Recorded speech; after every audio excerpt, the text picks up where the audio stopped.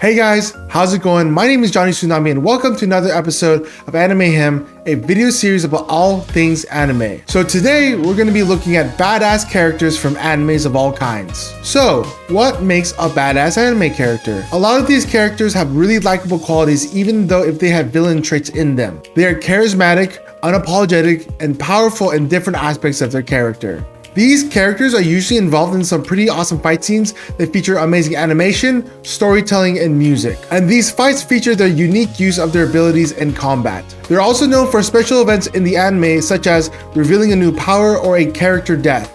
Just a disclaimer, this is not an exhaustive list, and I'll also include another video in the future about top 5 badass female characters. At number 5, we have Kenpachi Zaraki of Bleach. Kenpachi Zaraki is the 11th captain of the Gotei 13 in Soul Society and is also known as one of the strongest captains in the Gotei 13. He is well known because he doesn't technically have a Bankai for Zanpakuto and releases his power through the taking off of his eye patch.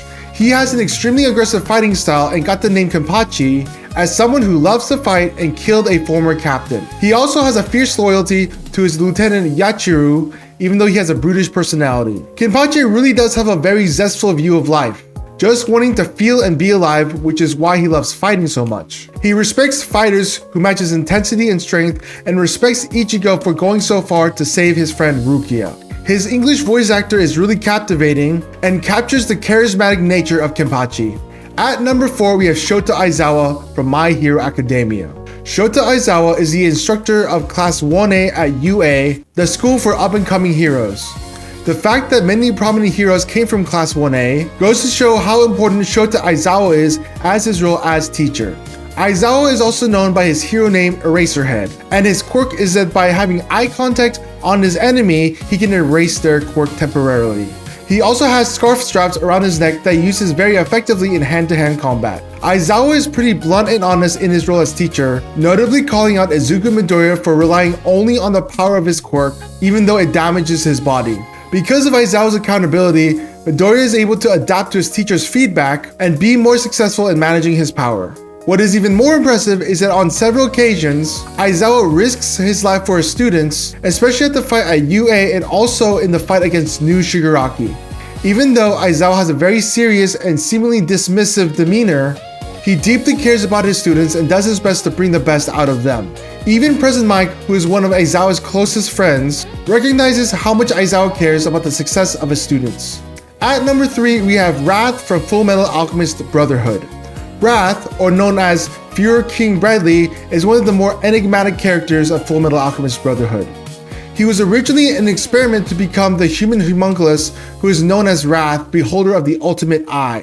He becomes the Führer of the country Amestris and oversees the activity the homunculi do on behalf of the antagonist Father, or also known as the Dwarf in the Flask.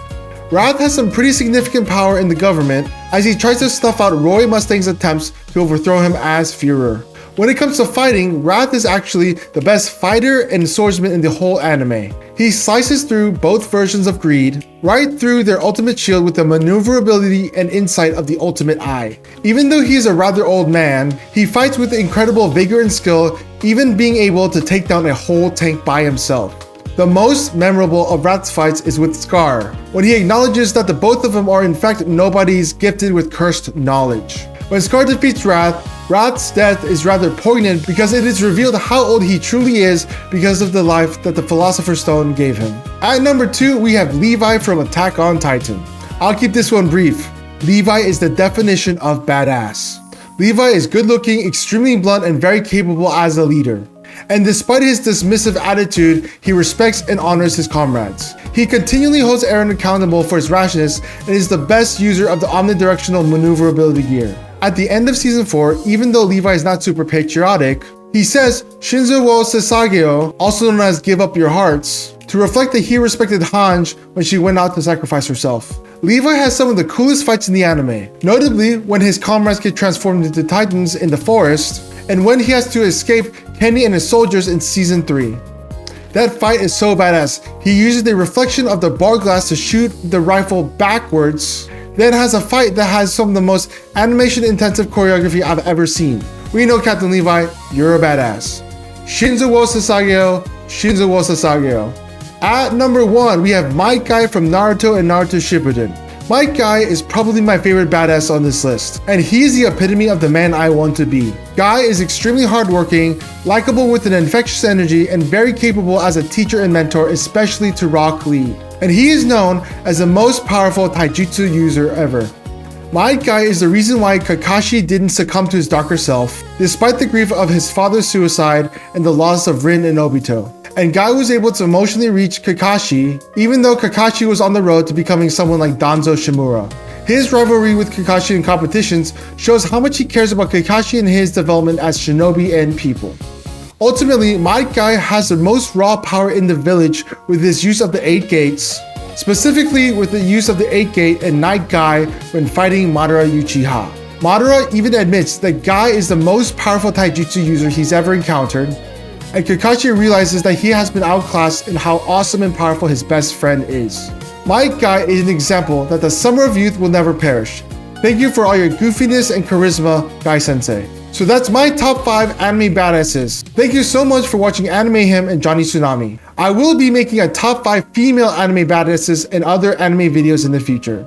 If you have an anime badass that I didn't cover, please leave your pick in the comments. Like I said, thank you so much for watching, and I'll see you in the next video.